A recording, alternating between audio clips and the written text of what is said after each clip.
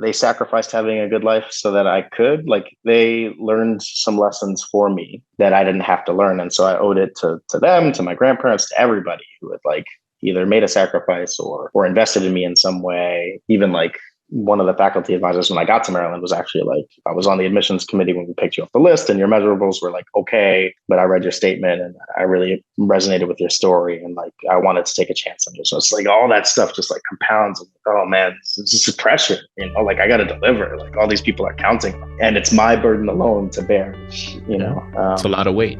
Yeah. A lot of weight. Welcome to Career Cheat Code. In this podcast, you'll hear how everyday people impact the world through their careers. Learn about their journey, career hacks, and obstacles along the way. Whether you're already having the impact you want or are searching for it, this is the podcast for you. So Ricky, welcome to the show. Thank you, sir. Pleasure to be here. It's a great time to regroup and come back and connect with you. I know we've been talking about this for a while, and you were literally there when I first came up with the concept for this show. So I appreciate you and all the support over the years, man. Yeah, I was gonna say, long time listener, first time caller. Hey, let's do it. Big fan of yours. Love it. I love it. So let's dive right into it, man. Let's tell the world what it is you do for a living. I'm Ricky Da Costa.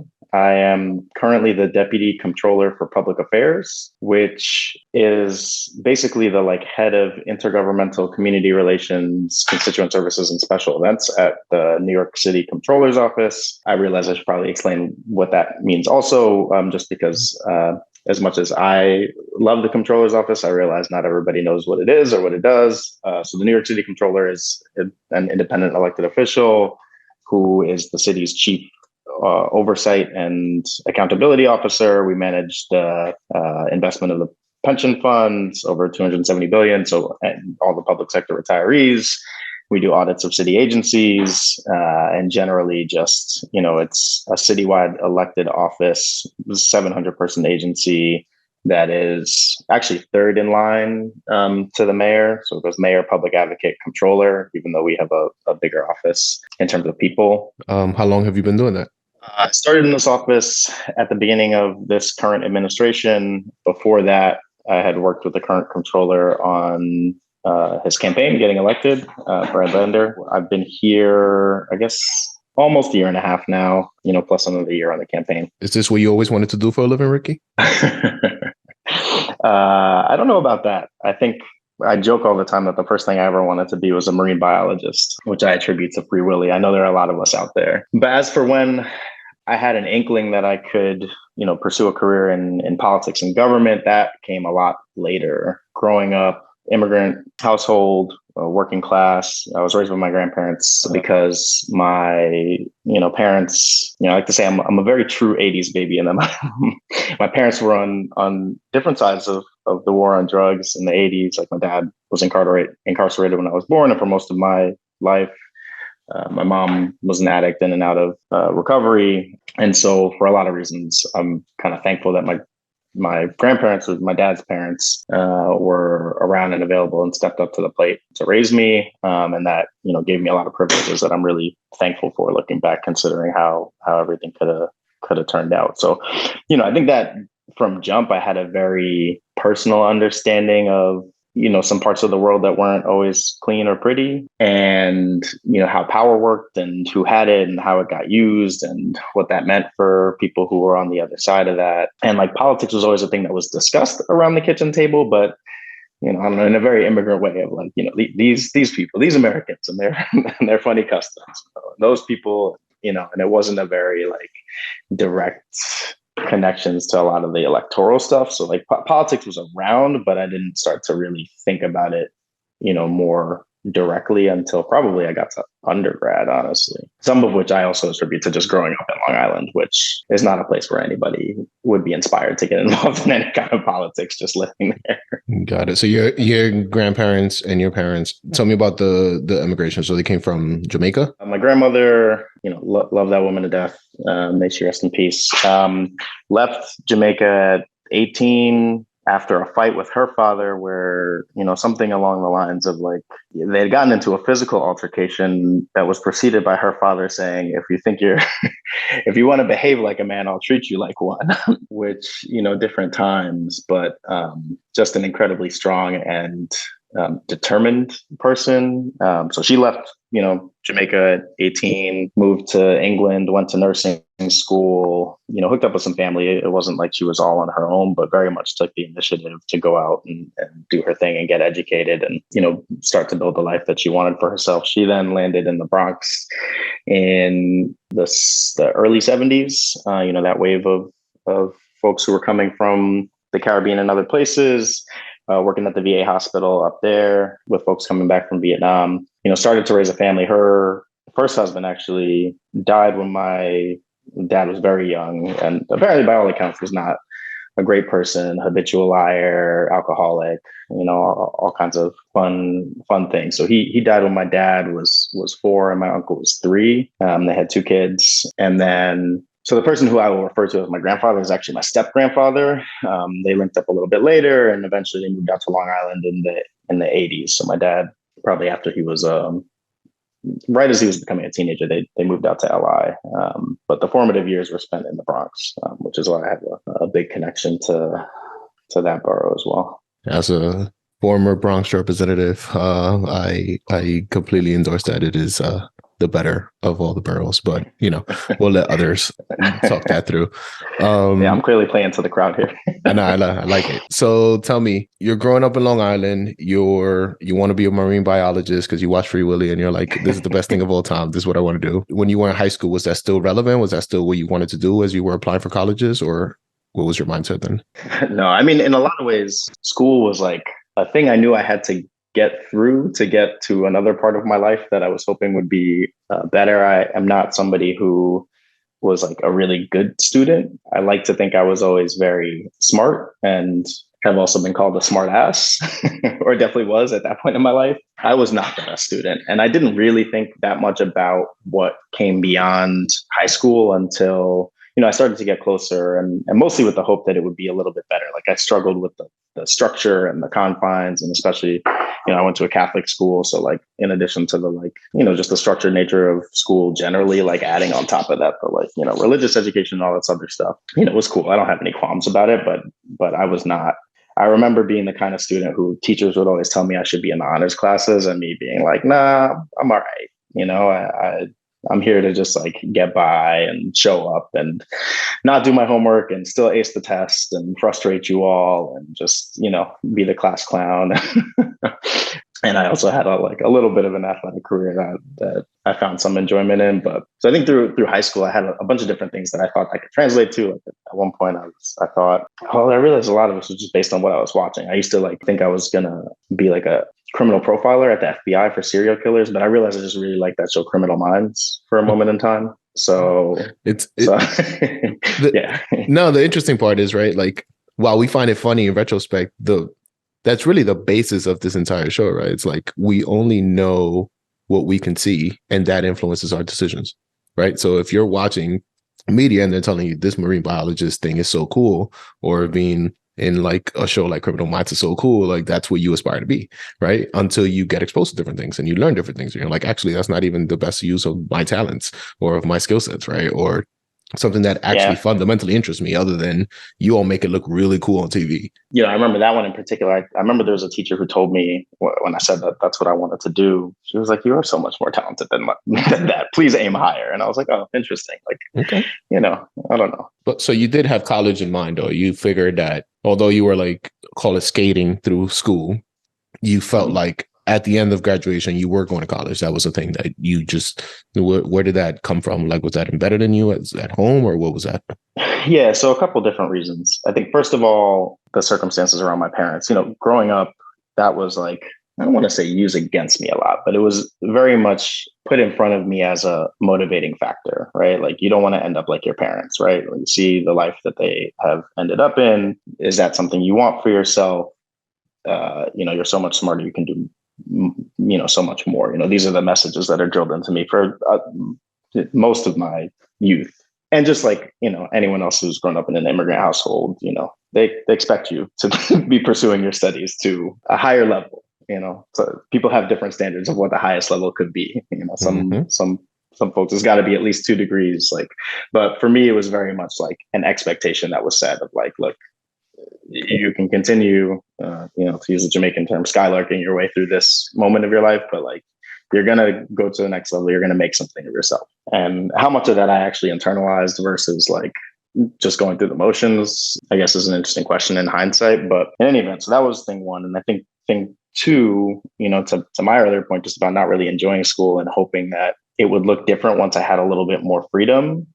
I was curious about what it would look like to, especially because, again, all the stuff I mentioned before, and living in Long Island, it's not like living in Long Island and going to a Catholic school. It's not like when you want to go hang out with your friends, right? You need like rides and stuff. So for me, if I didn't do there's just like I put a lot of control in my grandparents' hands to control my social calendar. And B, I wanted to believe that college could be different, that I could have a little bit more freedom, that would allow me to maybe enjoy an education a little bit more, to the extent I was even interested in education. But I just wanted to have a different set of experiences. I wanted to be away from home. That was definitely thing number one.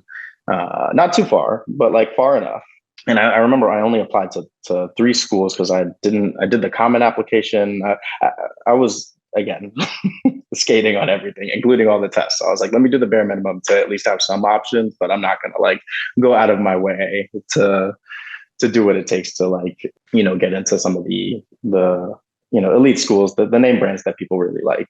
And honestly, I'm so glad for that in hindsight, just because, I think the education is what you make of it. And also like the vibe of a place is so important. And I guess we'll get to in a little bit, just like the vibe of thing was really good for me. So I kind of lucked into going to the right school that had the right set of qualities that allowed me to take that next step and just like both have my freedom, but also figure out what to do with it and how to channel it, productively. So first of all, where'd you end up going to school? I went to SUNY Binghamton, although Bing doesn't like to associate itself so much with SUNY unless it's when it comes to the rankings within the system. They're very much like Binghamton University is the brand, unless they're talking about who's the flagship SUNY University, and then we want to be in the conversation. So go Bearcats. We've had a couple other Bearcats come through the show before, so I hear you, and I'm a fan. You all are pretty cool. Okay, when was the first time you visited the school? I went after I'd already gotten in. I went for a visit over the summer. They had a weekend basically where they invited everybody up to come see the campus. So I went, with my grandparents. They drove me up. And honestly, I wasn't really sure what to expect. The only other college campus I had actually seen, or the only campuses I had seen, were Hofstra and Nassau Community College, just because that's what was close to me. And like you can drive through those, and they, didn't really look like anything special. Like I said, mostly I was like, this is a close enough, far enough, happy medium of like how far away I am and how much independence I can have as a result of that. Yeah, sounds good on paper. Let's do it. And I specifically asked that question, right? Because I think that's my observation has been that seems to be the norm for kids of immigrant parents or low income households, or like just parents that either don't have the means, the experience that it takes to go on college tours and to like take kids to experience different things beforehand, right? Like we applied and said, let's go to this place that is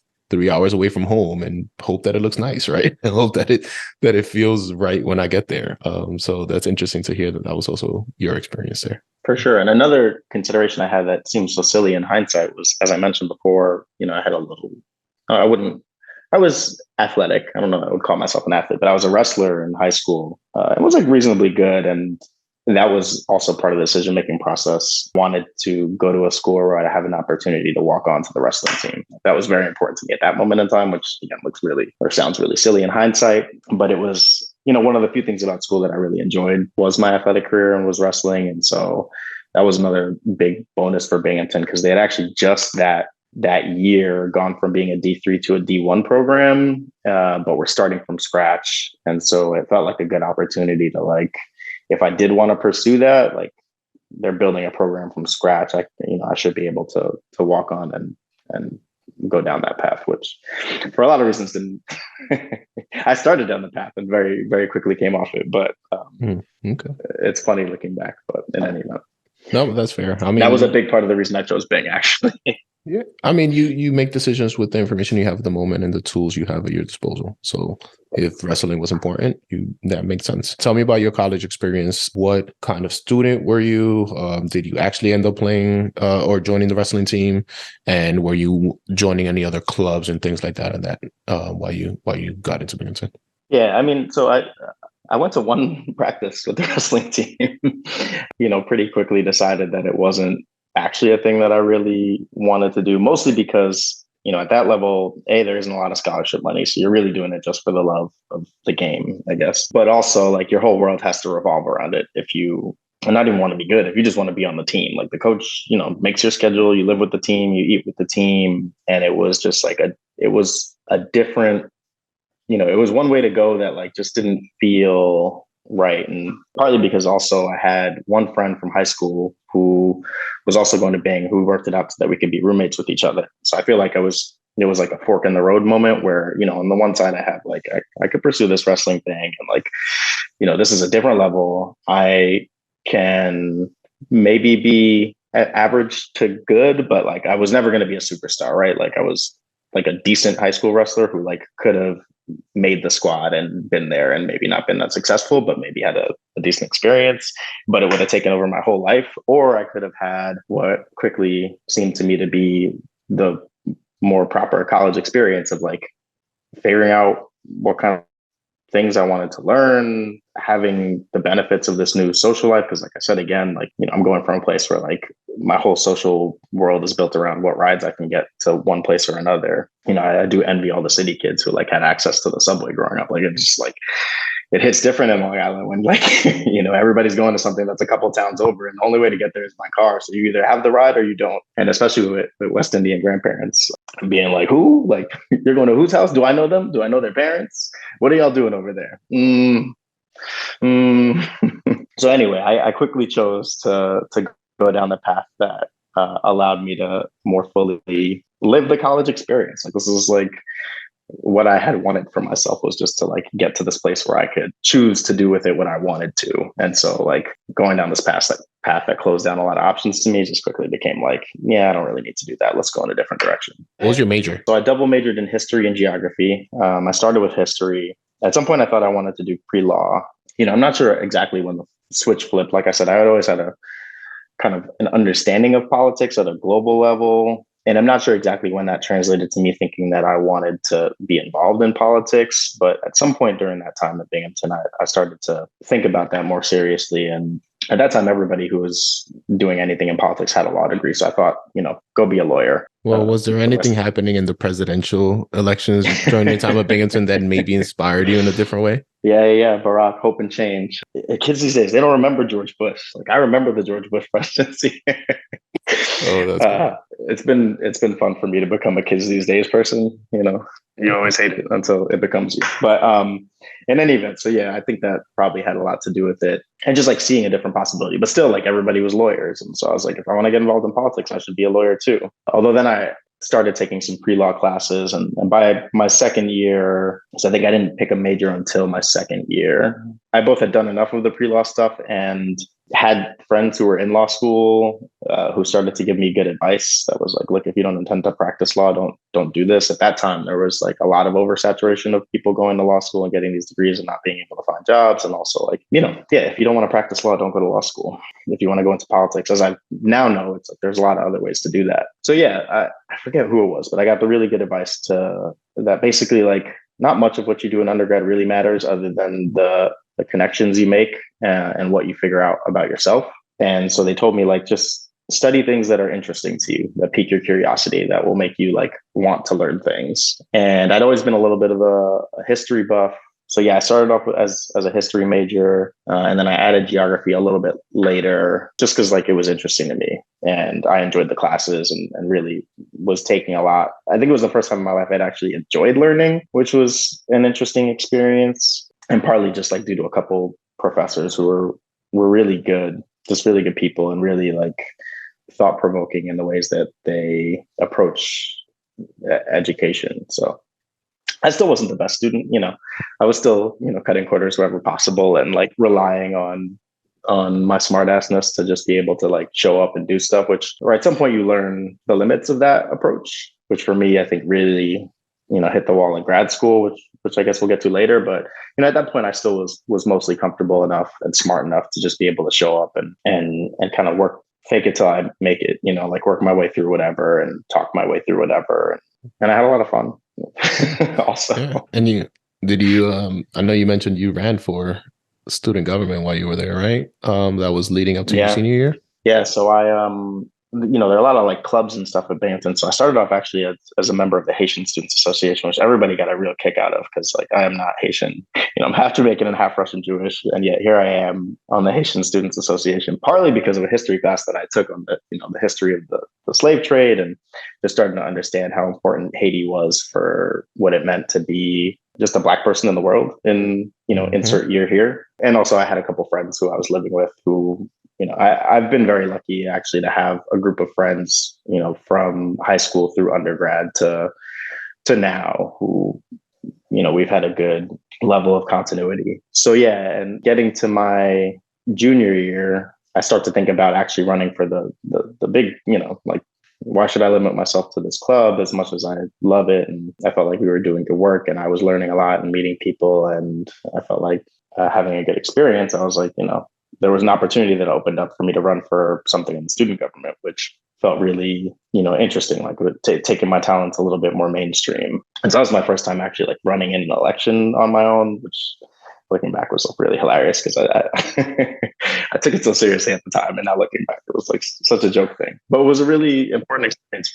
Yeah, and I mean, it also set up, or at least planted the seeds for you that you can run a campaign and you can do these things and get somebody, including yourself, considered for a position, right? And the importance of all of that during that time. Yeah, for sure. And the position, so it was called the Vice President of Multicultural Affairs. And I remember the year before and like during while I was running, there was a whole fight about whether the position should continue to exist because all the other positions on the board were like, president, EVP, financial VP, they're like the things that exist across. And I think at the time still this idea that like multiculturalism was a thing worth an executive level position or just like that level of mainstream discussion was new. And Binghamton also had a very active like young Republican group that, dedicated themselves to trying to like delete this position from the charter of the student association. So like in that backdrop, I basically sensed an opportunity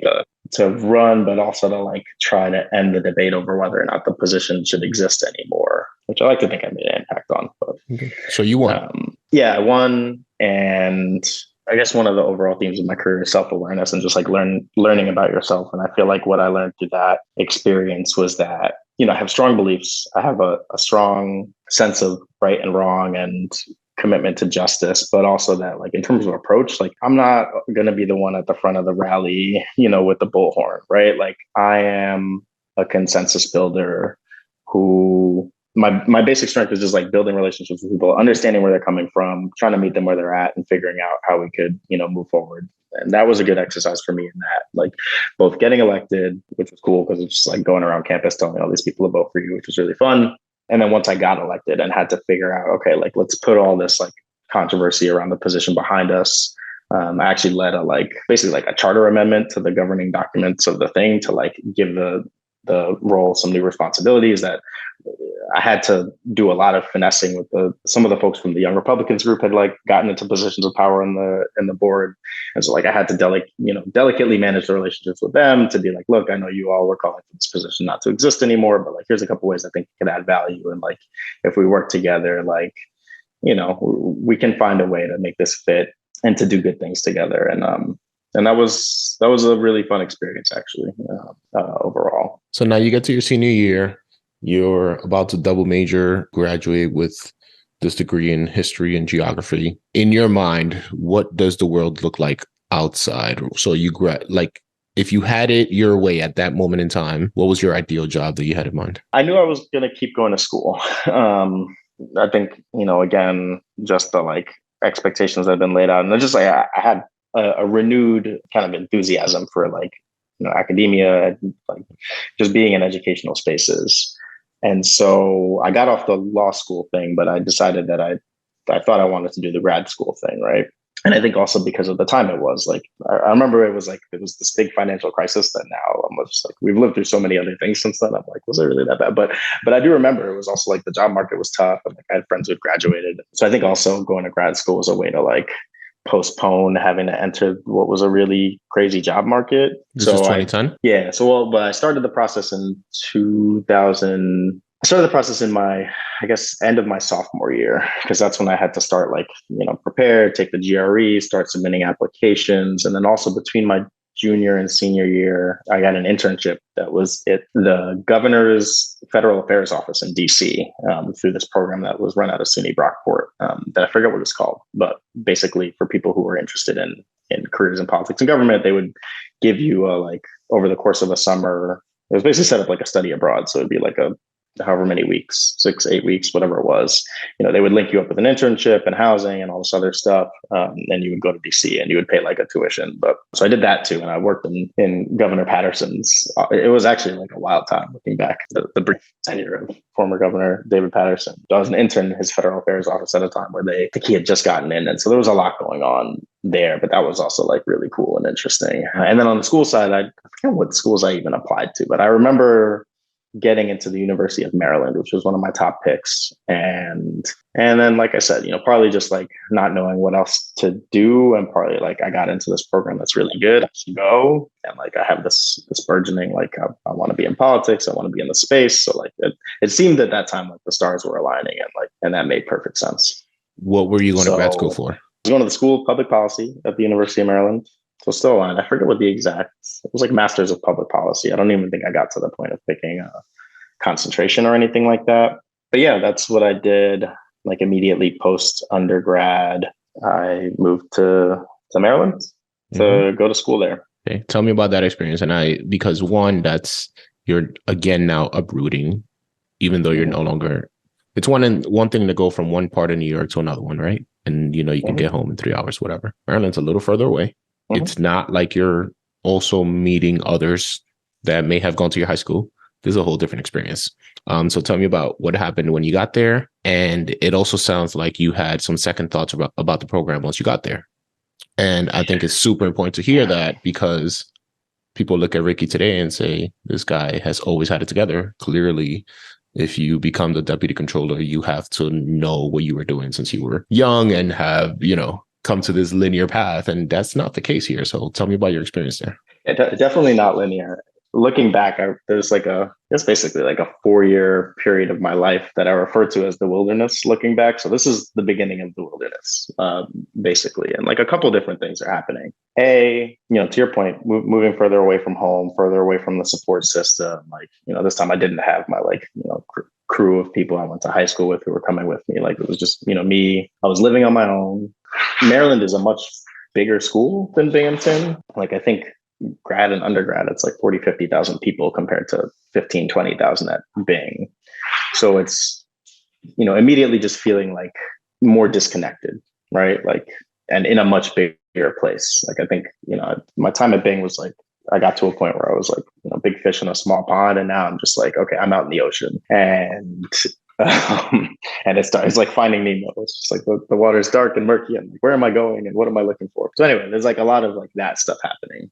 And then I think like I started going to classes and I realized that everyone else was just so much more sure of what they wanted to do. It was a program that was like half and half. There wasn't even that many people in it at the time. And like, I actually like to think 2/3 of the people had some career experience, were coming back to school and were like, I know I need this grad degree to specifically get to this GS level of the federal civil service, because that's what's going to allow me to get the jobs that I'm looking for. And I did not have that. I was very, very much like, I had a concept of what I might have wanted to do, but it was still very vague. And the other thing that happened is this was the first time where, in grad school, you can't actually just show up. Like the ease with which I had gone through other levels of education was not possible in this setting. It's just a different level. Like, and you have to be ready to put in the work. You can't just like skate by and not do the readings and like figure out ways to like still, charm the professors or, whatever. Like, it's not that. And it's not meant to be that. again, looking back, I have a lot more awareness of like who should and shouldn't go to grad school that I am always happy to tell people. One of which is like, know exactly what you want that degree for, and what is, what job it's going to get you that you can't currently get.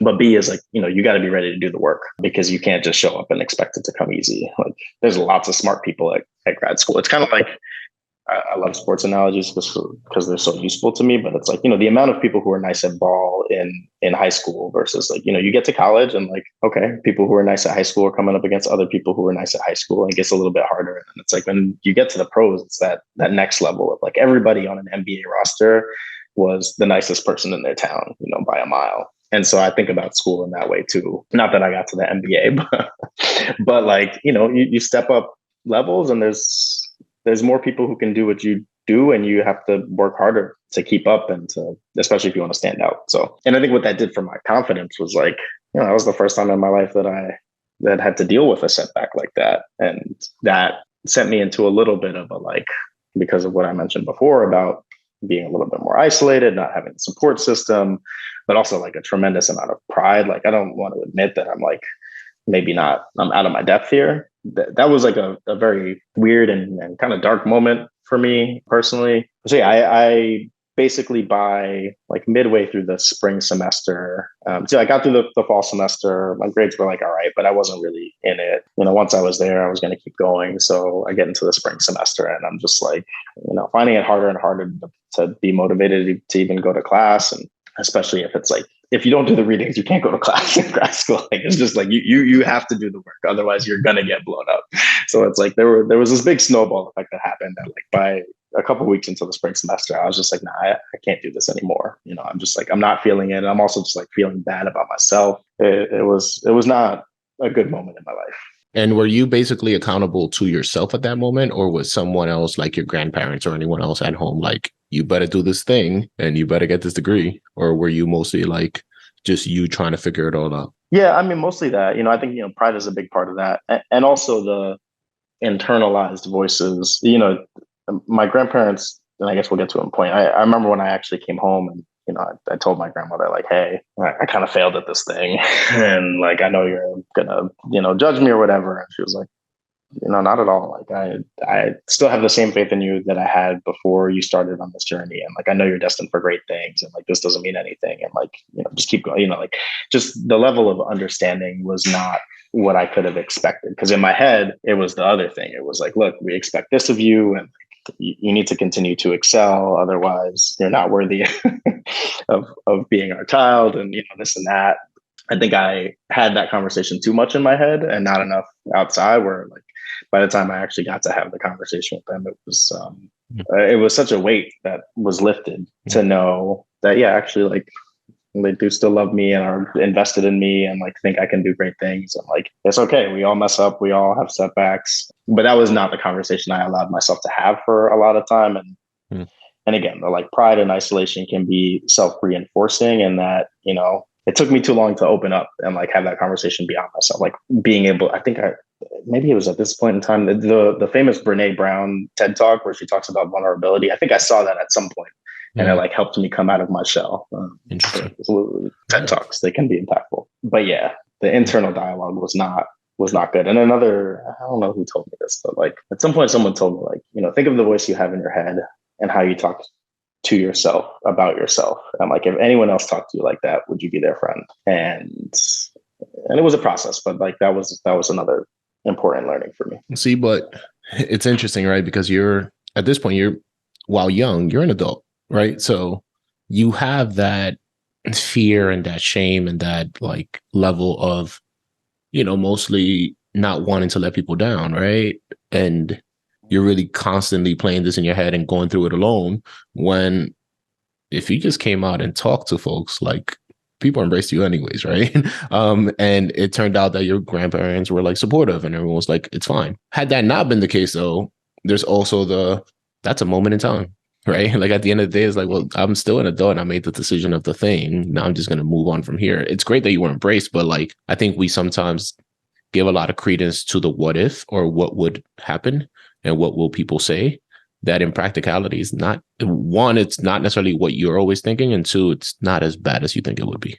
For sure. And you said something too, that like just the fear of letting people down. Like I don't like letting people down, and a lot of people had invested in me, and especially because of my parents, who like, like I said, it was kind of like a stick to beat me with a little bit, but also like in a way that they sacrificed having a good life so that I could, like, they learned some lessons for me that I didn't have to learn. And so I owed it to them, to my grandparents, to everybody who had like either made a sacrifice or invested in me in some way. Even like one of the faculty advisors when I got to Maryland was actually like, I was on the admissions committee when we picked you off the list, and your measurables were like, okay, but I read your statement and I really resonated with your story, and like I wanted to take a chance on you. So it's like all that stuff just like compounds. Like, oh man, this is pressure, like I got to deliver. Like all these people are counting on me, and it's my burden alone to bear, which, it's a lot of weight.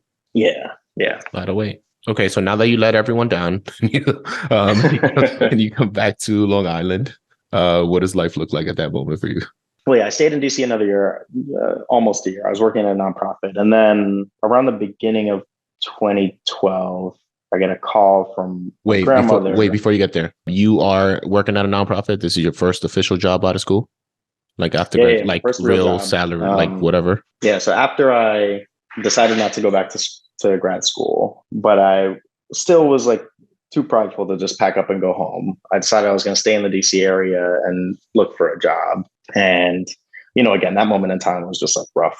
So I remember, I don't know how many resumes and cover letters and like searching the job boards and like going to all these networking things. Like, I applied to, I don't know, thousands of things, hundreds, thousands, and eventually ended up getting a job like as an admin assistant at a nonprofit through a temp agency, which was my first real like full-time salary job. At the time, I think I was making $39,000 a year, which at that point was like, all right, we've been through a little bit of the wilderness, but look, we made it. Absolutely. Which is hilarious looking back, but yeah. But at the time, again, right, you did what you embraced that with the information you had. If you grew up with your household and looking at folks around you, that's a lot of money. That's a good amount of like, and I say that like myself too, right? Like my first job out of college, I was probably making like 35 grand or something. And in my mind, all I could think of was like, this like 3 times whatever my mother ever made. I'm balling. Right. But yes, then you grow and you realize there are a lot more opportunities and there's a lot more room for growth, and you can continue to grow if that is the career trajectory you want. Okay, so you're doing this, and fast forward, you said it's 2012 and you get a phone call. What does that look like? Yes, I got a call early in 2012. My grandmother, again, the woman who raised me, my like, if I didn't do it justice before, like this was my ride or die. Like this was my number one homie in life. Like the most important person to me, the person who had taught me the most, who had just really been so instrumental to who I was as a person and my whole development in life, called me. She recently retired. And I think within a couple months, it was wild too, because she told me at some point that she had a fear of retiring because she felt like, once people retire, they just like shrivel up and die basically. And I was like, no, you're going to have all these other experiences in life, and you can travel and you can do this and that and whatever. So then when I get this call and it's her and been diagnosed with Parkinson's disease, what started off as, some tremors in the hand, actually like towards the end of her time at work, she'd like started to struggle to write things down because her hand was shaking too much. I think the thing that struck me the most about it wasn't the diagnosis itself, but it was the fear in her voice. This is like a woman who, I know it's such a trope now, like strong Black woman, but like in my head, like the number one thing I associate her with is strength. This is a strong woman, just like a really, really strong, fierce, like powerful woman who like, and this is the first time I think I had heard her display any kind of fear, and that was jarring for me. Like, okay, like, as we all learn, as we grow up, like, that moment when the roles start to switch a little bit, from your parents or whoever, like doing everything for you to like, okay, now you're going to have to start to do more things for them. So it's like immediately like, okay, this is like starting to flip the switch of like, okay, she needs me in a different way. After everything we've been through together, like I'm going to be there. So I think I gave notice that same day. The job was fine. Like I was learning a lot. I was meeting people, but it was like not the be all end all. And like once I got this call, it was like, okay, let's drop everything. Let's go be closer to home. I'd been between 2 years in Maryland, and then like before that, 4 years in Bing. Like I'd been away for a while. Like it was nice to live on my own, but I had to go home. Like I had to be there with her. So I gave notice, and I think I moved pretty much like within a month or two. I was gone. I come back to New York and moved in with my grandparents. Got it. Okay. First, how was that transition? And I know your mind is strictly on your grandmother's health and making sure that you're there and supportive and, just being that rock that she was for you. Simultaneously, I'm sure you're thinking, what am I doing for work, or am I going to contribute something financially here? Or was that not going through your head during that time? Yeah, I mean, like I was really lucky in that moment. One of the things that I guess would later become a theme of my career is just the importance of relationships. So I had a friend who was able to connect me with a job where he was working, and at Moody's at the time, who like brought everyone in on a 6-month contract. So it was like, fairly easy to get in for that first 6 months. And then that was like your opportunity to prove yourself. And he was like, look, I can't promise anything, but like, at least we can try to get you in the door for this first 6 months. And then we see where we take it from there. And that was important because it's like, taking that step of moving back home, giving up some of the like freedom that you have, but like I still need to be able to earn money, especially because like I said, my grandmother's retired. Like it's not like I can live off them, like I do have to start contributing more. So that was really important for me in that moment in time for him to be able to connect me to that job. So yeah, I think pretty quickly, like I don't think I was unemployed for long. Like I started at Moody's and was doing that full time. And another good experience, Tony Shores, actually the former first deputy mayor, gave a talk to interns while I was at City Hall that talked about like basically you should always do things that you haven't done before just so you can know whether you like them or not. He said some other things that day, but like, this is a thing that like, I'm just adding more tools to my box, right? Having more of these experiences, going to Moody's was cool. Ultimately, like I knew pretty quickly, like in month like 3 or 4 out of the 6 months in, I was like, I definitely don't want to continue here, but I'm glad I had the experience looking back for sure. Yeah, and it served its purpose, right? It let you come back and not worry about shooting out 1,000 different apps and taking time on focus away from what you were coming back for, right? To at least have that be some level of stability and comfort, knowing that you had something coming in, right? Okay. For sure. It also allowed me to like move back home and like not have to like, the hardest part, if you ever like move out of your house and then move back, the hardest part is like renegotiating the boundaries, right? Like they can't be the same boundaries from when I was a kid, but also like, if I don't want that, I got to contribute. Absolutely. And that was like a both time and money thing. So it also allowed me to actually like negotiate. Okay, like what are the boundaries of me coming back home? Like I'm here, I want to help, but also like I'm not gonna be a kid. I'm gonna have more freedom. I'm gonna like whatever. So that was really important in that aspect too. So how long did that stint last there? And tell me about how things progressed with your grandmother and what happened after month 6 of Moody's. Yeah, so I got to the end of month 6. So now, gosh, where are we in the timeline? I think we're in basically end of 2012, early 2013.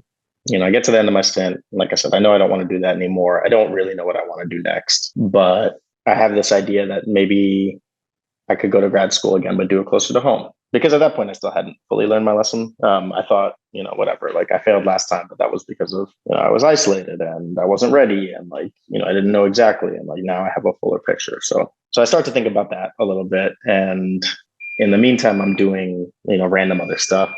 I started coaching wrestling at my high school, actually, just because like that was reconnected me to something that like was important to me at one point in my life. And I guess that was like the theme of that point.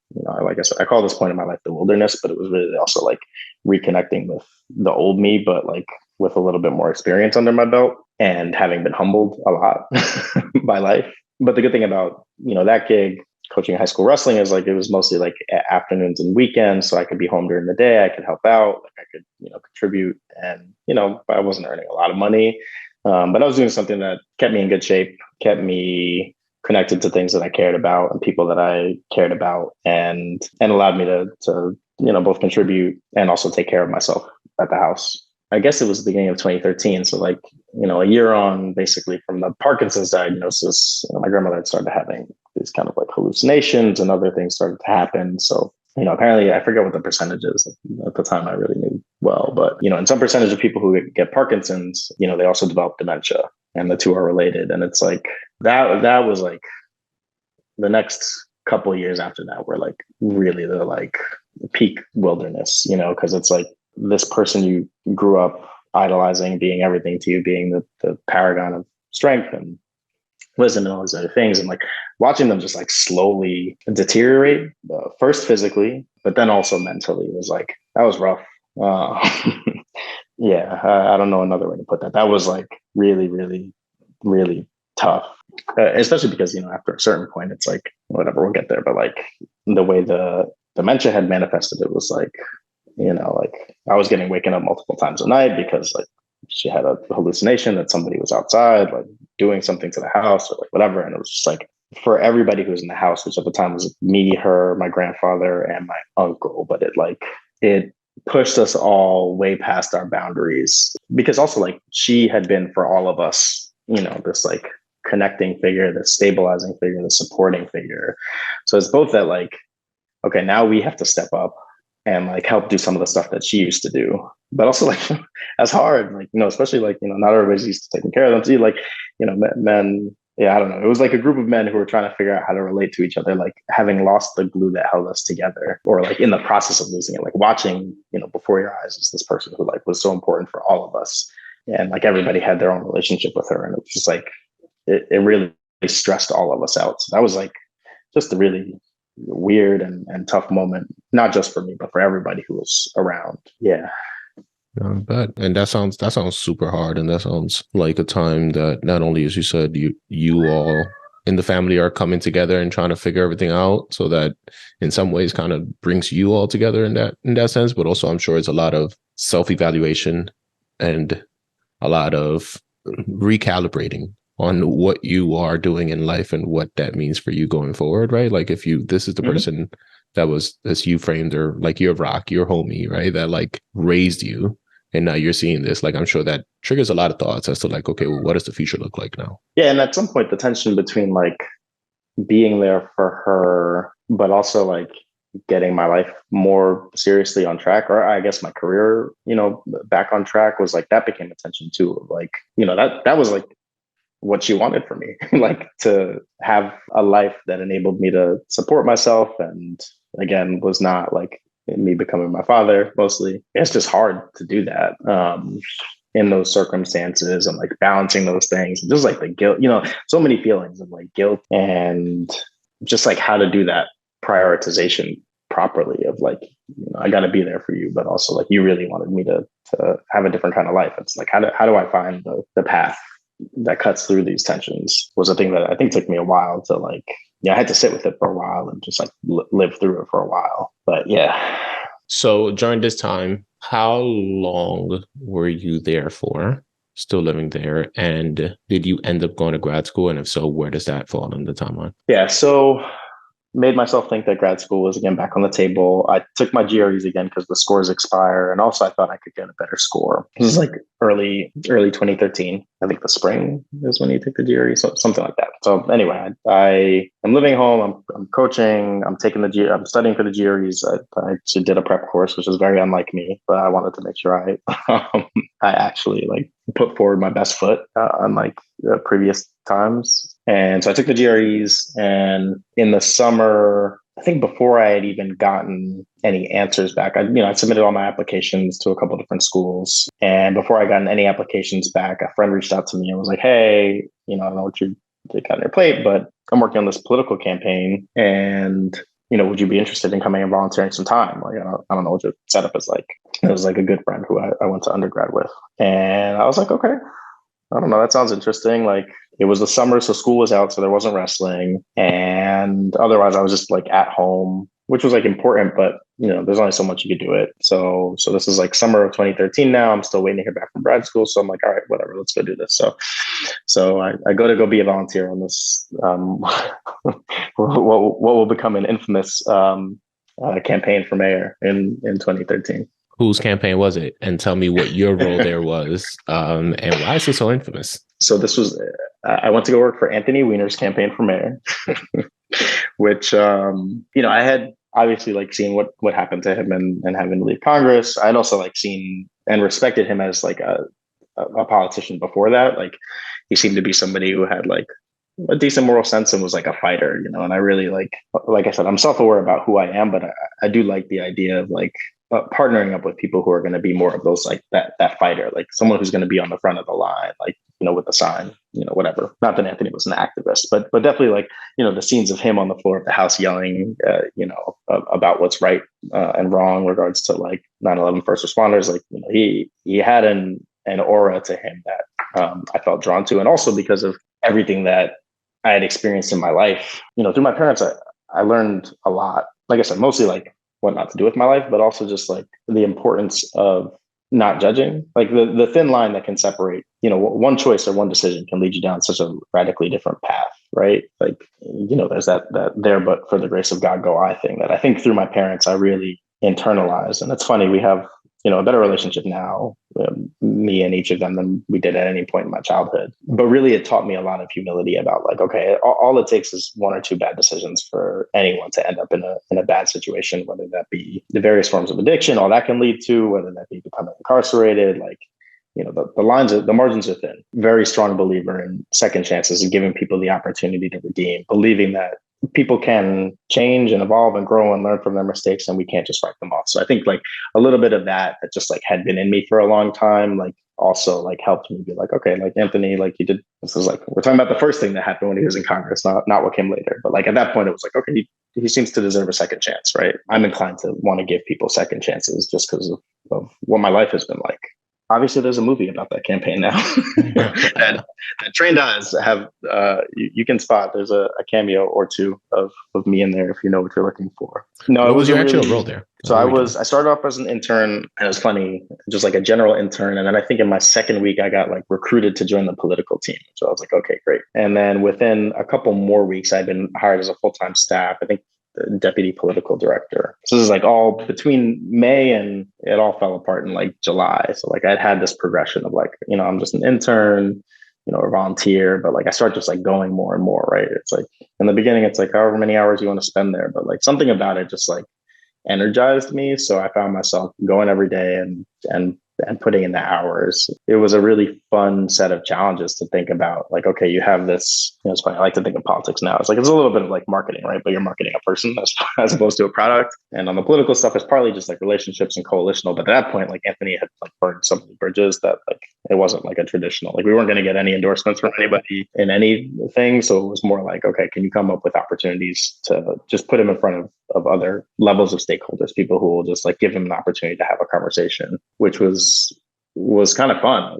It gave me creative license. It made me think about, people and issues and how they all fit together, which like, I guess we'll get to a little bit later, is like a thing that I realized I really like doing, like just thinking about how all the different pieces fit together. And it just like gave me an opportunity to like move around the city and experience, lots of different things. I wasn't making a ton of money, making a lot less, I wasn't making much at all, but like I was getting so many opportunities to like just go around the city and meet people and like talk about issues that people are facing and just think about like politics is very much of like, okay, what's the problem and who has the power to change it? And like when you're running for mayor, it's like, okay, I want to be the one who has the power to change it. And then it's about like, okay, do I diagnose the problems correctly? And like, what do I have a good, solution to all of these different problems? And like, I felt like we had a good blend of like, I have a guy who has good ideas, he's imperfect.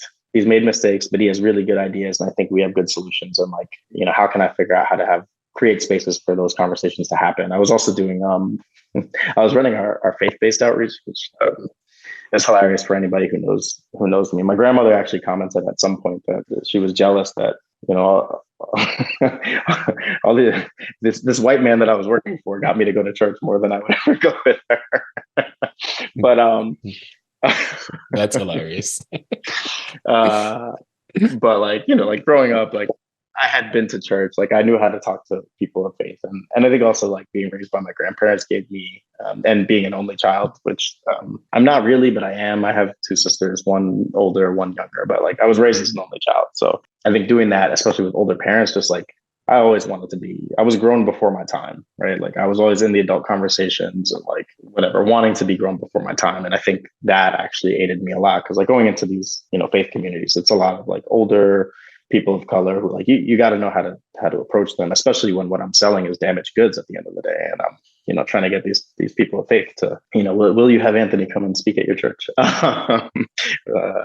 Is that even possible? Like, none of you may vote for him, but like, will you at least give him an opportunity to come speak? And that was really fun too. So this experience was like, whatever. It ended tragically, but it was the most fun I had since probably undergrad, right? Like I'm engaging lots of different parts of my brain that I hadn't in a while and just having a lot of fun. And so that was like reignited something in me that I for God existed, I think. How did you carry that forward, and what you end up doing once everything kind of came, I don't want to say crumbling down, but the doors were closing for sure? Oh, man, I still remember that day in July where like the first popped up on this random, that was so new then. So there's this like random blog that nobody had ever heard of that like posted the story first, and it like started getting picked up.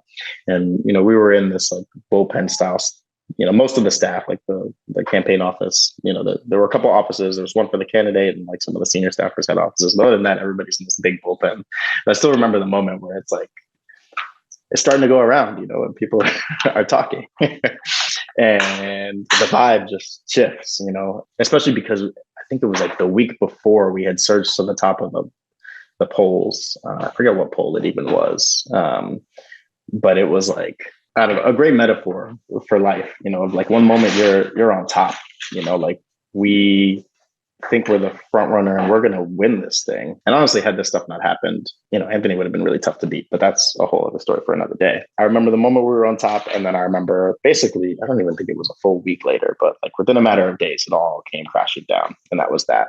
And so a couple of people who were on senior staff left. Actually, the campaign manager left, and the political director, who was my boss at the time, became the interim campaign manager. And I was like, look, I'm going to ride this thing out. And in this business, loyalty is a valuable thing. So if you ride it out too, like, I would appreciate that. And that could be a good thing for you long term. So I was like, whatever. Like I'm already having fun. I don't obviously like what happened was changed the game a little bit, but I was like, I think this is a thing I want to do long term. And so like, let me see this thing through. Let me ride it out. Let me like, I internalize the thing about loyalty, and like, let me stay true to this and see it to its conclusion. That, the best thing about every campaign that I've ever been on is that it has a defined endpoint. So at least, that sometimes you're in a job and it sucks and you don't know, like there is no endpoint. So it's like, you have to either decide to jump ship or I guess now it's like quiet quit and get fired. But like, on a campaign, it's like, all right, I know how many days are left in this thing and I can ride this out. And also in politics, like some of it is about the candidate, but some of it is also just about the relationships that you build. And I had started to build like, some really good relationships with people around the city who, I just enjoyed working with. And so, yeah, I rode that out to the end, the bittersweet end. And it's why I could have a whole conversation about that campaign. Although I think a couple other events in that campaign were, because it is 2023, it's a 10-year anniversary. So we might get together later this year and just like relive our collective traumas. But it was a wild moment in life. But in any event, we rode it out to the end. I got to do lots of different things, actually, because so many people left. It was like, we need somebody to do all the jobs. So it's like, can you do advanced? Can you do press wrangling? Can you like write releases? So like, I got a chance to like actually also like do lots of different things that were like good experience building things for me. By that time, I'd gotten into the new school for grad school and decided that's where I wanted to go, and was thinking like, maybe I'm going to do something that's more like making ads. I took some like mix of creative and political classes. It's kind of funny in hindsight. So I took like both a campaign management class and a film editing class in my first semester. That was really cool. Okay. So anyway, I get into grad school. The campaign ends. I had a couple months because the primary was back in September at that point. So basically from September through the start of the semester in January, I had a little time to just like, thankfully, I had like saved up enough money through the campaign where I was like, okay, to exist for a little while. I was going to be home. I was going to like do whatever. I binge watched the entire West Wing in those 2.5 months as I was, again, in and out of love with politics as a thing. In January of 2014, I started at the new school as a grad student. So this is now your second go around with grad school, and you're fully into it. You're loving it from day one. Talk to me about your time there and what your plans were afterwards, and how did that actually materialize? Yeah. So again, I don't even think I got fully through the first semester before I started to have some doubts. Part of which was I guess this was the beginning in like February or March. So like midway through the semester, a colleague who had been on the Weiner campaign with me reached out. He was now working for the then mayor. He's like, look, I'm in what's now the Office of Appointments, because the transition committee has ended and now it's turned into the Office of Appointments. And we just like a bunch of people left because they found they got placed in their more permanent jobs. And like, we need people to come, just like, we need bodies to fill out the bench, basically. So you went to the opposition. Yeah. Yes. Got it. Which was like, whatever. Like if my goal was to get to City Hall which like was part of my goal, right? Like, again, you work for a candidate in this business or like a principal. And so a little bit of it is like you're along for the ride with them because you're invested with them for some reason or not. But also you want to do good work. Like you want to serve people, like you want to go to the place where the power exists to make meaningful difference in people's lives. So, in that sense, it was like, okay, this is not how I thought I would get here, but yeah, like I'll come, and again, this is like a thing that started off as like, come volunteer for a couple hours a week. We just need some interns, nothing crazy. I think it was like week 2. I did a 60-hour week in week 2. And it was good because all my class, the new school is geared towards people who are professionals as well. So like most of the classes are in the evenings. And again, I'm still living with my grandparents out in Long Island. So it also was like a little bit convenient to like have a place to go during the day in the city before class started. So it was like, whatever, it made sense. Although it quickly just became too hard to balance the two, just because like the work had heated up and I was enjoying it, was the other thing. And, I got to a point where I felt like I had to choose just because like I couldn't give my all to both things. And eventually I was like, look, grad school will always be here, but like I have this opportunity right now to do this thing. And like, so the Office of Appointments, for people who don't know, is like, it's like the talent recruitment arm of City Hall, right? And especially in the beginning of administration, you're like, when I got there were still a bunch of commissioners they hadn't picked and all this other stuff. So you're like learning about like, what do all these agencies do? What type of people need to work there? What type of people can run these agencies?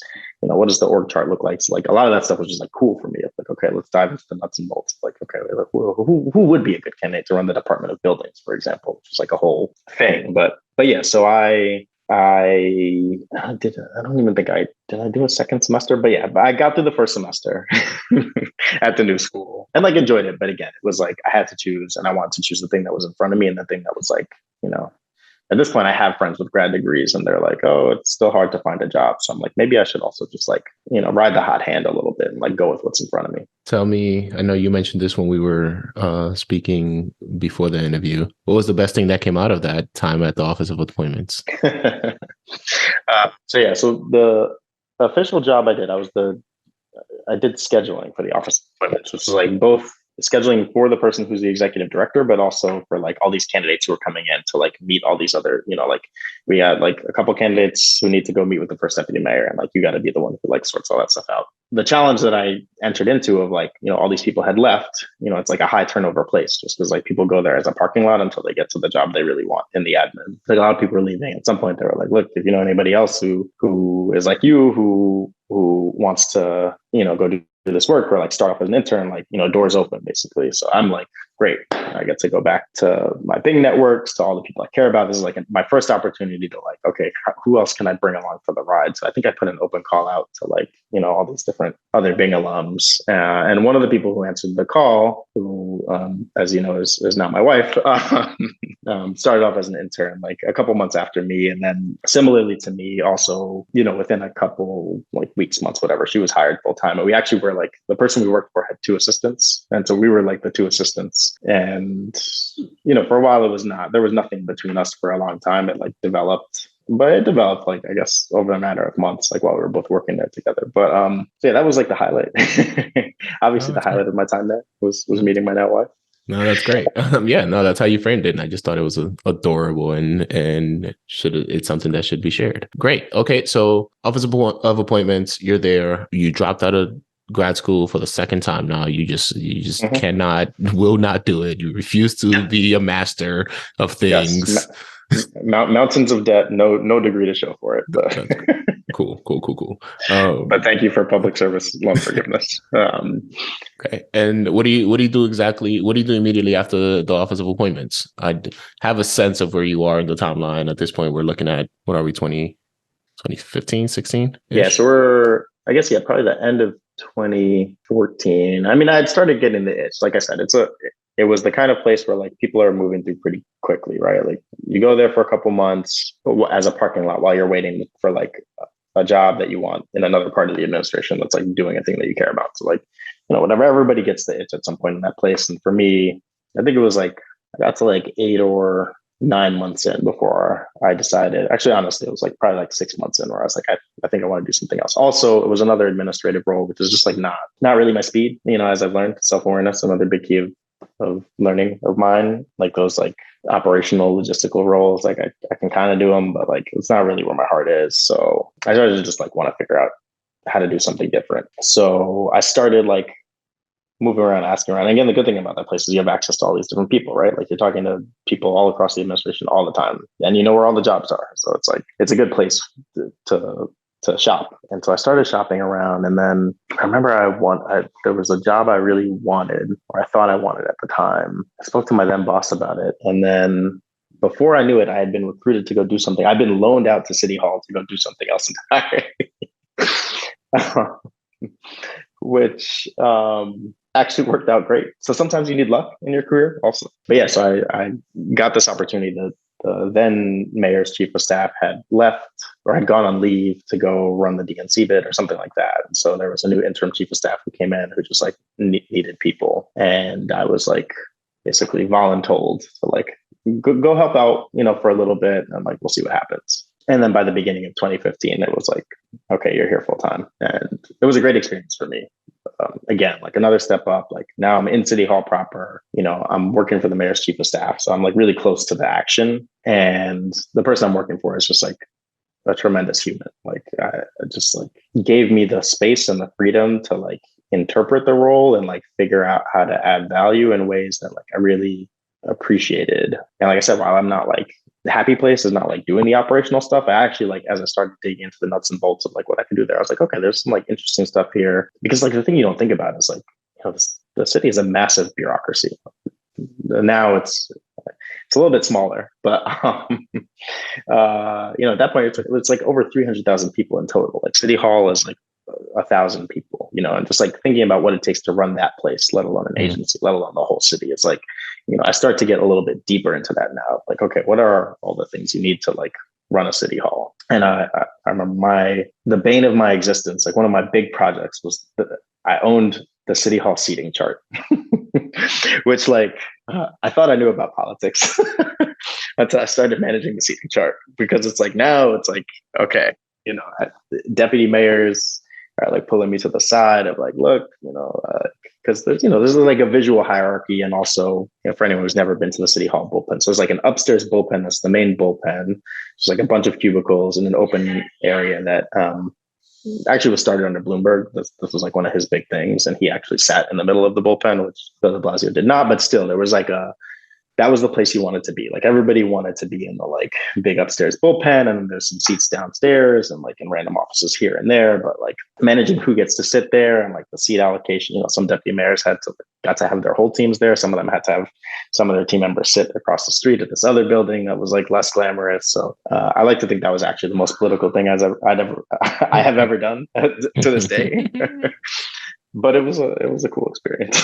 Okay. No, that makes sense. I mean, but that's great, right? And it's interesting because even though some of these are like short-term stints, or like as you were told, or as you mentioned, you were voluntold to do something, and it's like you learn so much and you grow your network through these experiences, right? That lead you to where you are today, right? So I know it's interesting because I know, I've known you for a while, and we're almost at the point where you're going to mention where we met, right? But, you and I worked together when we were at the New York City Economic Development Corporation, and you came with a lot of this City Hall background and understanding of political personalities and all of their background and all that. And I did not come in with that background, right? So I definitely remember strictly leaning on you on a lot of the context and the background and the history, because that was not my experience. I came from a whole different world. And I very quickly, I think you were the first person that I called both a friend and a political hack. That I'm like, you just know what things are, and how they move and why,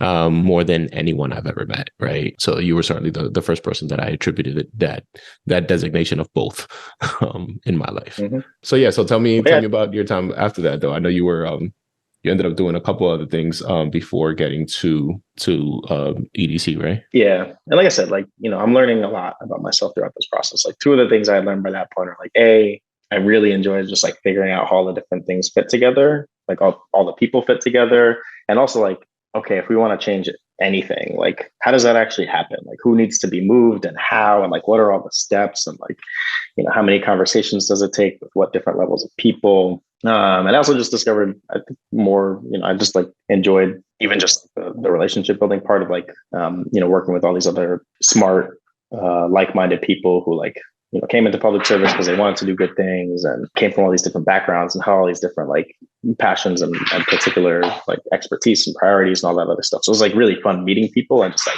again, thinking about how it all fit together and how it ended up in like, okay, we're gonna do something like, looking back, Bill de Blasio, for better or worse, but like he created a whole new grade of school, actually 2 new grades by the time he was gone, and a whole new mode of transit, which I know became the bane of your existence later. But like, those are not small things to accomplish. And like thinking about all the stuff that went into that, it was just like, it was, again, I love learning. So it was like a great educational process. So anyway, I did a year and a half at the chief of staff's office through 2 different chiefs of staff.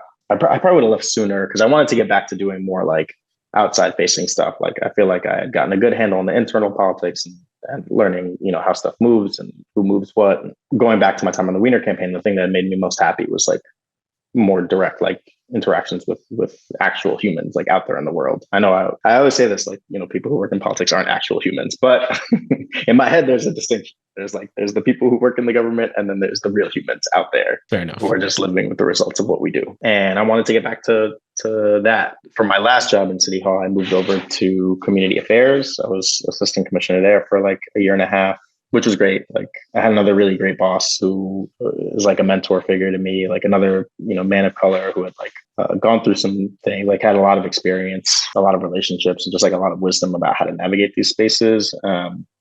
And so just like working for him was really, he was a great person for me to work with at that moment in time. And as someone I still like count on as both a friend and a mentor. So for those of us that don't know, what does the community affairs unit do? Like, what is their role? What are they tasked with doing? And what was your actual role? Yeah, so it's like the most grassroots part of the political operation at City Hall. So you have like intergovernmental affairs, which is mostly concerned with elected officials of various levels, like city legislative affairs, federal affairs, state affairs, like, concerned with all these different levels of government, and specifically like legislative and policy stuff. And then community affairs was more like, we're the ear to the ground. We're the people on the street out there hearing directly from people. One of our big projects throughout that time was the town halls, where the mayor at some point decided he was going to do a town hall in every council district. It became a whole thing. But that was also really fun and like a really interesting way to... To be clear, how many council districts were there? There's 51 council districts in New York City. Mm-hmm. And it's funny because, there was this, we actually maintained the mayor's commitment tracker too, a sheet where it's like, here's all the commitments he's ever made in public. And like, let's make sure we do them. And like, one of them was to do all these town hall in every district by the end of the first term. So like in 4 years, we're going to go to 51 districts. And like quickly the scheduling of that just became a nightmare. It's harder than you think with like just the way the calendar works to actually like, and then these are like big affairs. I'm talking about like, 300 to 500 people a pop, or, let's say anywhere from like 250 to 500 people in a room. So like all the things that have to go in that, like getting the space, inviting the people, like doing the turn, like each one of those things was like a whole project, and doing the research on what the important issues are, making sure all the agency heads are showing up, making sure that everybody's prepped to know like, okay, here's the issues that are going to come up, and like, here's how you should and shouldn't respond to certain things. So like that was like a beast of an experience, but one that I was actually really, that is a great way to learn about the city. So like that kind of stuff, like that community affairs is just like, let's go talk to, people who live in communities about how they're feeling about government at any moment in time, what issues they're having, whatever, which is like, a fun can of worms to open in any neighborhood. How was your work divided there? And I'm asking because I know you ultimately, after that, came to EDC, the New York City Economic Development Corporation, and our work was divided by geography and then some like citywide things. And it was also a hybrid of what you mentioned with intergovernmental affairs and community, right? Like our roles were basically a merger of both. Yeah, it's the same basic setup. It's like some geographic focus. So we had at that point, like at least 1 or 2 folks for every borough. And then we had a couple citywide constituency liaisons. So focused on like specific non like geographic bound constituencies. So like, there was an Orthodox Jewish liaison, a Muslim liaison, and someone for faith-based communities. And, there are lots of different ways you can slice that pie. And like being the assistant commissioner was cool because I just got to like be involved in all of it, to some extent. And also, part of my role was like because CAU actually didn't get to sit at City Hall proper, except for the commissioners, like also doing some of the back and forth between City Hall and the team. Like it's very simple in concept, but like once you get into the practice of like, okay, how do you actually like translate the things that people in communities are telling you they care about and the issues that they're having, and then like how do you funnel that all the way up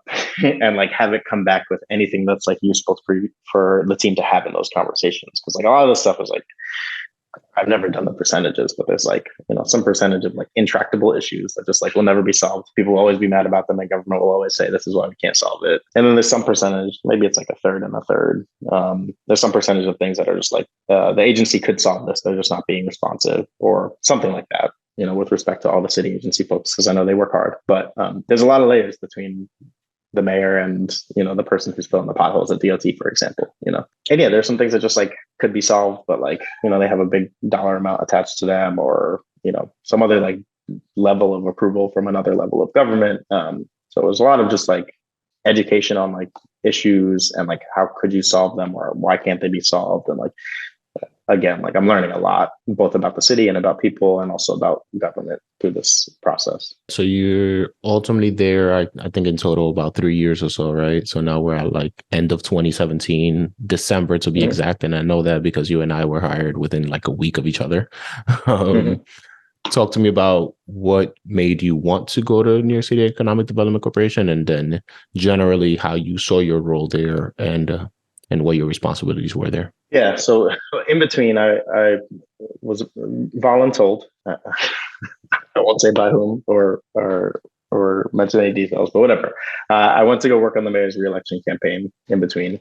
That was cool. I think it came at a time where I was pretty much ready to like figure out what came next. And actually, EDC had been a place I'd been interested in since before CAU. It was when I was leaving the chief of staff's role, I had applied to a job at EDC and had a couple of interviews, but didn't get it. And then so it was like between that and CAU, like whatever, it all actually worked out perfectly. But I've been interested in it since then, just because it was like, again, I'm coming to politics and government from a, like, who has the power and like how do they use it, and like EDC has a lot of power. Like as I'm learning through this process, I'm like, okay, this is like a little bit of an evil empire vibe, like they have an interesting reputation, but also clearly there's a lot of power there, especially because like real estate is just such a powerful industry in the city and like a part of the civic fabric, and just like as the like liaison to the business community and real estate and whatever, like I'm just like, okay, if I want to learn about really like how the sausage is made and where the power sits, like that's a place that I need to go. So yeah, I did my little stint on the reelection campaign.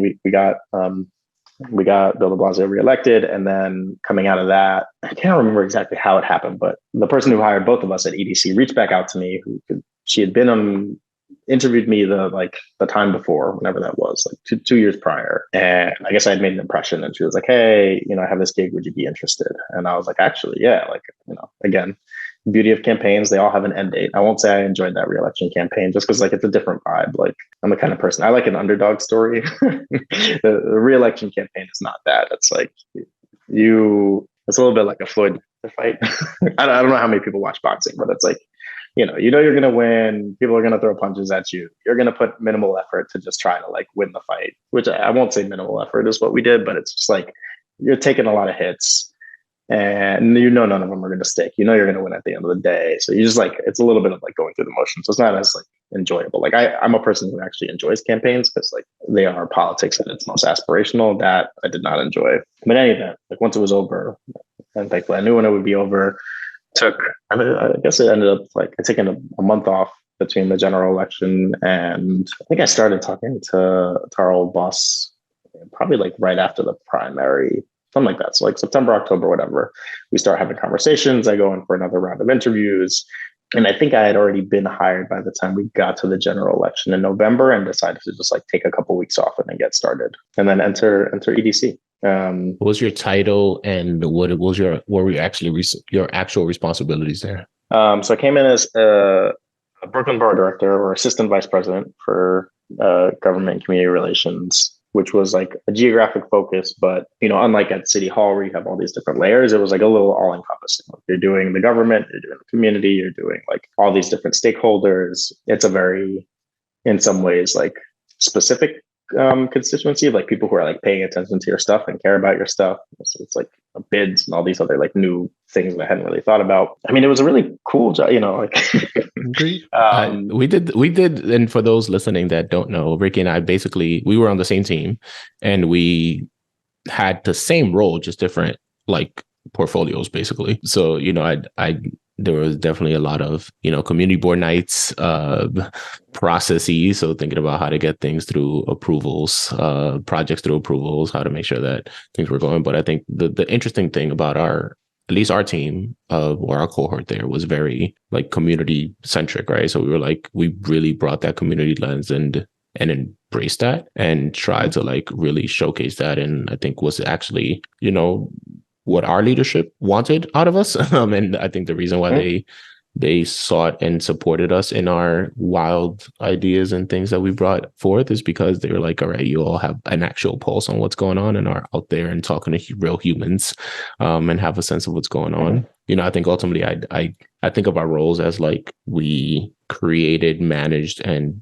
sometimes leveraged relationships at the end of the day. I think that's really what we were tasked with, but we were doing it in a very thoughtful, strategic, community equitable way, right? Like I think we're very, I think to the extent that we could control, I think that was really how I saw you, me, and the rest of the team there approach that work. Yeah, I feel like you hit on a couple of key things there. Like one, we were empowered and encouraged to be leaders within the organization, which wasn't to say like everything we said was always going to be like the answer at the end of the day. But I feel like from a process perspective, like just the way it was set up, it was like, we have all these different, parts of the organization. They all have their very specific mandates. Like, the real estate team is trying to get the best deal and asset management is trying to, make sure we have revenue coming in. And like, but because of how siloed all those things were, we were empowered to like cut across all the different things, like think about the bigger picture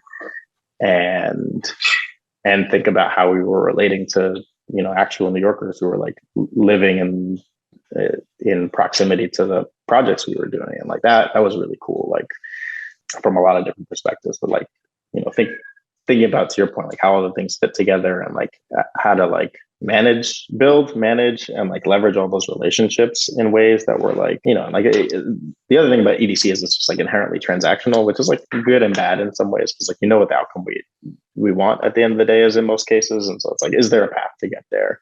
And like, we were really counted on to be the voices of like, okay, if we're going to get there, I think here's what we need to do. Yeah, I don't know. I had a lot of fun, and not always a lot of fun there, There were a lot of late nights getting yelled at about mistakes of our predecessors.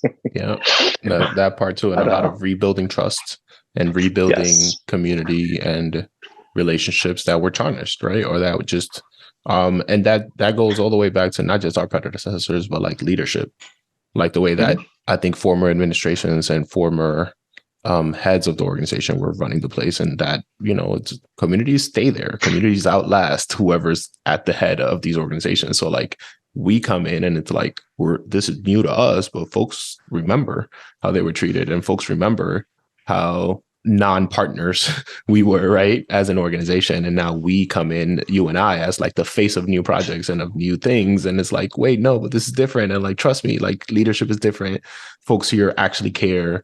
And like our team and our department. And one of the things that was, I think good for us was the person that was leading our team had been in our roles before, right? So she came from, I've been on the other side getting yelled at about things that I never did, to now let me empower you all and give you the support so that you can go out there and deliver on the things and we can actually change our reputation as an organization. Yeah. And she was also like a great champion for us. Like I think a lot of the stuff I learned at EDC was more about like leadership management, like how to have a good internal process that like gets you to a point where like, okay, we can actually show the results of us listening to people in communities. Because like, you need to have good process too. It can't just be, like you get community input, you get your management input, and then you just like hash it out, right? Like figure out what the middle ground is. It's like you like set up a structure that's like, okay, how is information being shared? How do you learn how to make different types of cases for things? Like I feel like I learned how to like case make a little bit of like, okay, like I think this is obvious because like, this is what's just and right and moral and like equitable. But like that wasn't like always the prerogative of, the people in the business units who are just like, okay, how does this affecting the bottom line? Like, is our project getting approved or not? Absolutely. But like learning how to make that case and that argument has been like, that was a really important thing for me to learn. And like having the structure where it was like, okay, you can do that. Like, again, we were like embedded into all these different project teams, and it was like, you can go make that case and have the support to like manage some of the internal politics that come with that when you're like having creative tension, about how to get from A to B. Like it's never a straight line, but like, yeah. Yeah. And I think, for folks that were on the outside, I think it's, I give a lot of grace to the folks in other departments because, we're being evaluated differently, right? Like your supervisor thinks you're doing a good job if you get the thing on time and on budget, or preferably under budget. I'm being evaluated differently, right? Like, am I going to get yelled at when we get to a community board? Are we going to get this actually approved, which is of mutual interest for different departments, but in different ways, right? How many favors do we need to call in for people to come and actually vouch for a thing? How much are we actually listening to people to actually change the things, right? So like, some departments may look at us and say, why would we add this to this project? It's going to make the budget larger. And it's like, yeah, but that's what people want. And we said we're going to do a process that we're going to develop a process that it has input. This is the time when the input actually comes into play. So, it was certainly a lot of learning in that regard, because we're just being judged differently and evaluated differently. And we just kind of had to work together and figure it all out and bring it all together. Yeah, for sure. But like, no, that was, I think that I had like started to learn about a little bit earlier in my career, but I feel like this was really the moment where this concept of the inside outside game really like took shape, because it's like, for people like us who just want good things to happen in the world, like there's a lot of different roles people can play in making them happen. Like, and again, I know where I fit in that spectrum, but like this was a good place to also like figure out what is that balance between like, I know what the organization's objectives are. I know and really empathize with the concerns of people out there in the world who are telling me like, this is why this isn't going to work for X, Y, and Z reason. And it's like, how do I problem solve on both sides? Where I'm like, on the inside, okay, here's your path to victory. Like, if you want this, here are like, 3 steps you could take. But also with the folks on the outside, like, how do I arm you with the information? Like, again, I came to this place to like learn how it works, either to try to blow it up from the inside or just like, I don't know. But like, how do I figure out how to arm people with the like, and I've always approached these jobs like, there's a lot of different approaches you can take, but I've always just like, I'm going to be honest with people, it doesn't always mean I'm telling you everything, but like, I'm going to be honest with you about like, here's some ways that I think you could push us. Right. And always playing those both sides. Like, I think that was like the constant battle here of like, I'm going to tell the folks on the inside, here's what they need to do, but I'm also going to tell the folks on the outside, here's what you need to do. And here's how you need to hold us accountable. And like, some of the stuff you can choreograph more than others. And some of it, you're never going to find a resolution that works for one side or the other or both. But like, I think what people respect at the end of the day is if you can approach that and just be, straight with people and be like, look, here's what's going to happen no matter what you say.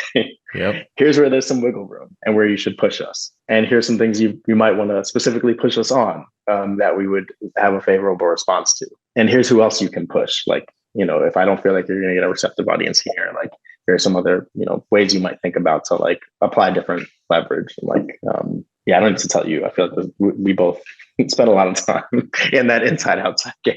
Absolutely. As we should. Okay. That makes sense to me. Any projects that stand out to you that you were like really proud of working while you were there, or were all the babies equally as good? They were all equally something. I don't know if good is the word I would use. Yeah. I mean, looking back, feel like I had a good impact on the trajectory of a couple different things that like, I don't know if they really landed, and part of the problem with like they just happened over such a long time span. So like we were both, where I was there a little over 3 years. And like, that's like a nanosecond in the life of a real estate project. So I do feel like I was able to steer some things onto the right track during my time there. I don't know that they all, ultimately worked out as a happy ending for everybody, although I do like stand by the work I did and like the way I feel about the projects. And again, EDC is far from perfect. They have done their share to live up to the evil empire vibe. I feel like we were there at a moment of a real like powerful culture shift, starting to take shape. And like, starting to have an imprint on the projects. And like, it's just going to take a while for that stuff to come out in the laundry, just because of like how long the stuff takes to happen. And there's like, fires you put out where you feel happy in that moment. But like, long term, I'm like, I would like to be able to look back in a couple more years and just see how some of that stuff really shook out. And I'll reserve my judgment until then. With that, I know you already mentioned going to the now New York City Controllers campaign and your role now. Can you tell me a little more details about what it is you do now and what are you actually tasked with doing and how that plays out throughout your week, right? So when you walk in on Monday, what are you looking at?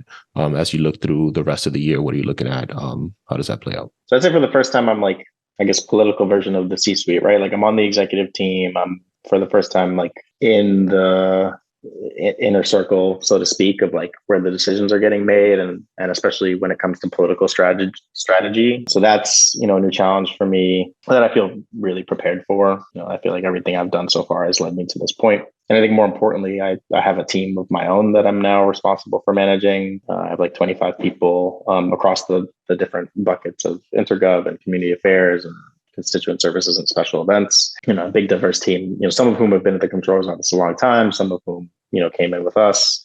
And I think that's the other big, part of my day job that I hadn't really done before. And like management as a whole, like new, challenge for me, one that I'm really excited by. And I'm learning a lot every day, I think, which is a theme for me. I think the things that make me happy in a job are like, am I learning? Am I around good people, smart people, creative people who are like are pushing each other to like figure out how to do good things.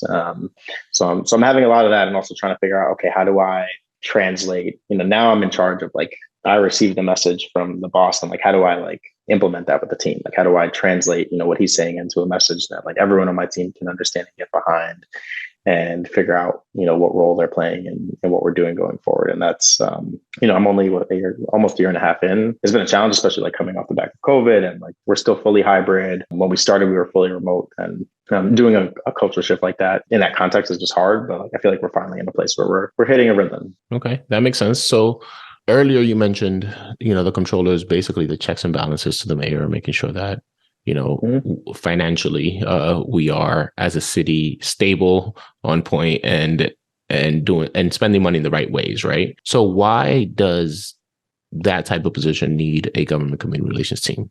Help me understand what that looks like. Is it to go out and hear from New Yorkers? What are the issues? What are folks concerned about that the administration is doing? And then you all come back and audit that and figure out what that looks like. What is at the crux of what you're doing? Why do you need a team? Yeah, I'll say a couple of different things. The first of which is, as I mentioned before, the city government bureaucracy is massive, but not as big as it once was. But we're still talking like, almost 300,000 people, or 285-ish these days, which means that the government can do a lot of things, but also that, there's a lot of things that get lost in communication, and just like so many layers in between executive levels and implementation levels that like it is sometimes hard for information to filter through that. So a little bit, on the accountability front, like we are an additional resource for people who are trying to get a problem solved through government.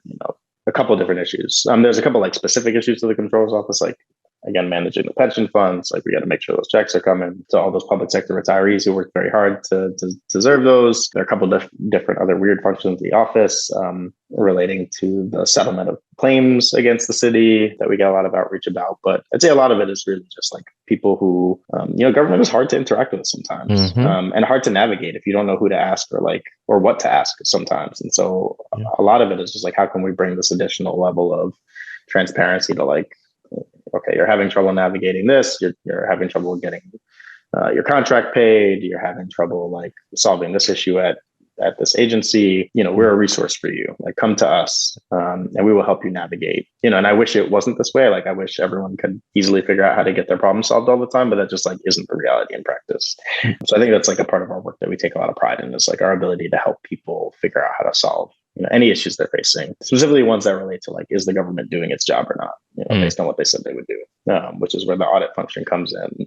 It's like an interesting tool that can be used in a lot of different ways, but yeah, No, that makes sense. And I've interacted with the comptroller's office in different ways before, not just as a citizen, but also, I've seen nonprofit organizations reach out and need your support, right? When it's like, hey, this agency is taking 3 months to pay us. We need that money so that we can continue to do the mission of our organization.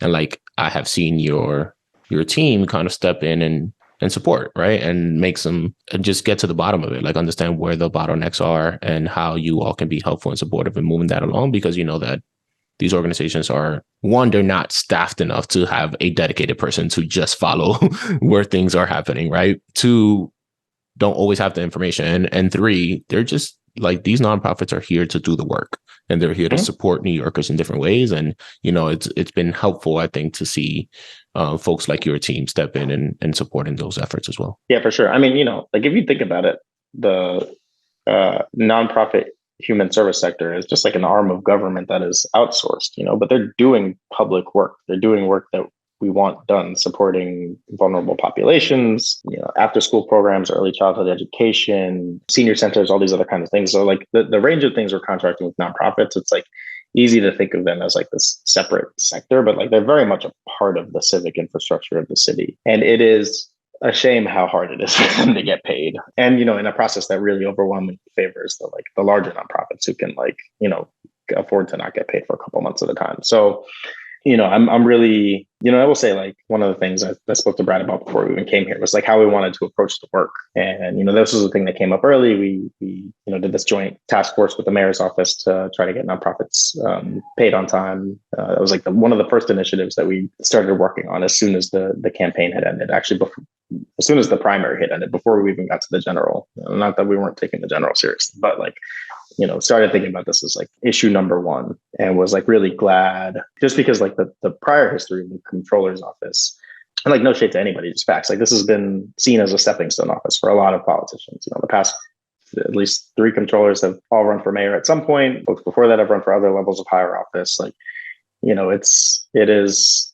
I understand the political incentive to like see this as a place where you can go to like, build a name brand and then, figure out what to run for next. But, early on, we started to talk about like, okay, can we just like think about how to do good work while we're here? Like not think about what comes next, like really just focus on the task at hand. Like one of the things that like, very well from our time at EDC is like the relationship between the past mayor and the comptroller was like toxic and confrontational. And just like, it made it hard, and like one of the things, Brad said to me earlier is like, I want to do it a different way. Like if we're going to get anything really done to like change how government works and like help people, like we're going to need to work collaboratively with City Hall and the administration. And so like, I want to figure out how to do that. And I was like, and like, whatever, we're always figuring out what's the right balance between the accountability role and that. But like at the end of the day, I do believe or I don't believe, it's fact, like all the power to change most of the things sits in the executive branch. And so like, we got to figure out how to work with them to like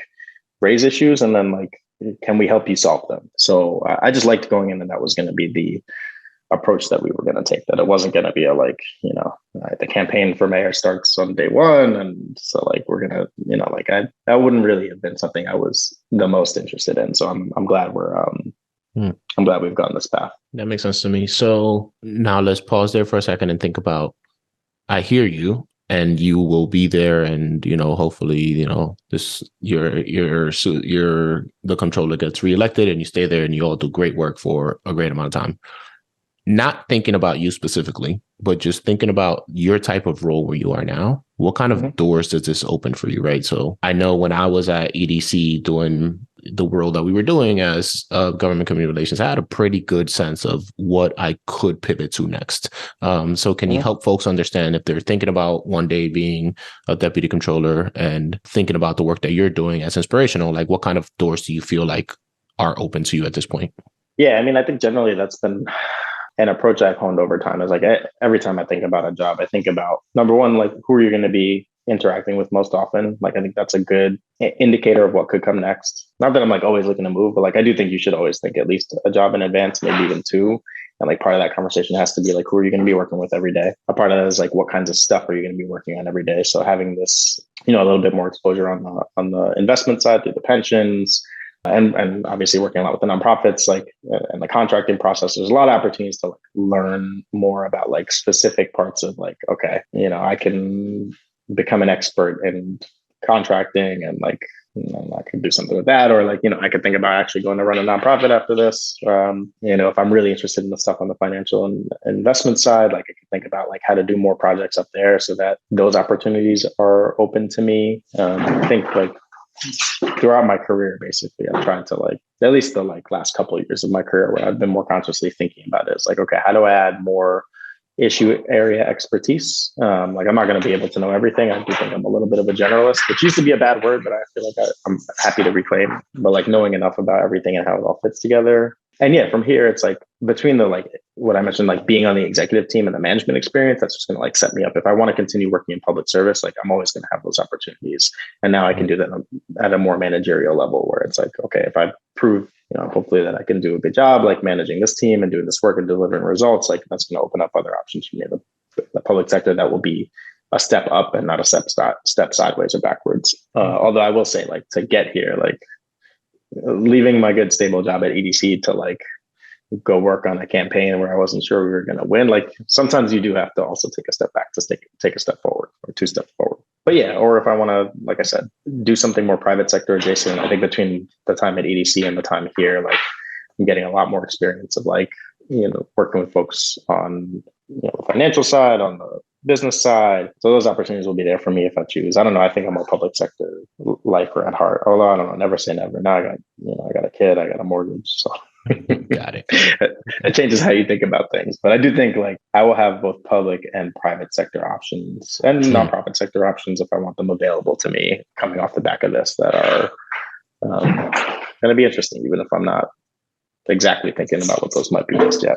All right. Okay. Other than that, I think one more thing for me, or actually I'll probably have like two more questions for you and then I can, let you get back to the rest of your day. I'm very big on you can do good, impactful work and not be broke. I think growing up, it was either you're going to go into the public sector and probably be broke or go into nonprofit social sectors and be broke.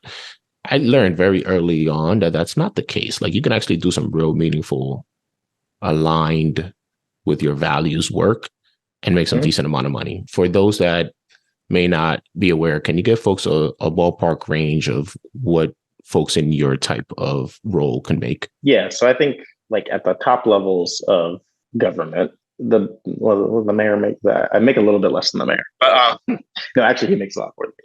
No, but like in the like 190 to like 220 range, right, is where like most government jobs top out. There's a couple, like if you're going to be first deputy mayor, I think they get up to 250, and like some other agency heads, there's some like specific expertise. But I think like, yeah, from like 190 to 220, 250, like that's kind of where it tops out in the public sector. And at the city level, it's more you're looking at commissioner level roles at that point, yes. Or what are you looking at? Got it. Yeah, it's commissioner, deputy commissioner, like people at my level. And that's at the city level because the city actually pays more than the state or the feds. So don't expect to make that if you're, although maybe I don't actually know what a federal agency head makes, but I don't know. I'm a couple steps away from that. And then there's random others, like the chief investment officer of our pensions makes more than that because I think they make closer to like 4-ish. But that's because like, if you're going to be competitive, what a private sector investment manager makes, you're just going to have to go a little bit higher. So there are like some jobs where you can maybe make more than that, but for the most part, I've kind of achieved the highest level that I could get to in city life.